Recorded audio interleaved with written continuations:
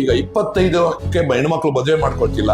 ಏನಂತಾರೆ, ನಮ್ಮ ಹುಡುಗನ್ಗೆ ಸ್ವಂತ ಮನೆ ಇರ್ಬೇಕು. ಹೇಗ್ರಿ ಸಾಧ್ಯ? ಸ್ವಂತ ಮನೆ 28 ವರ್ಷಕ್ಕೆ ಹುಡುಗ ಸ್ವಂತ ಮನೆ ಸಂಪಾದನೆ ಮಾಡಕ್ಕಾಗತ್ತೆ ಅಂದ್ರೆ? ಒಂದು SSLC ಆಗ್ಬೇಕು ಅಂದ್ರೆ 16 ವರ್ಷ ಕಂಪ್ಲೀಟ್ ಆಗಿರ್ಬೇಕು. PUC ಅಂದ್ರೆ 18 ವರ್ಷ ಕಂಪ್ಲೀಟ್ ಆಗ್ಬೇಕು.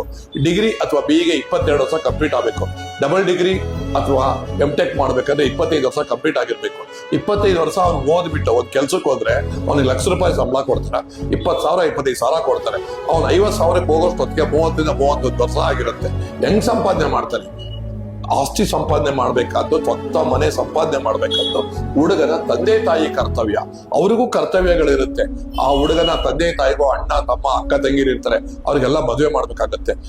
ಅಂದ್ರೆ ಬೆಂಗಳೂರಲ್ಲಿ ನಾವು ಸುಮಾರು 1,70,00,000 ಜನಸಂಖ್ಯೆ ಇದೀವಿ.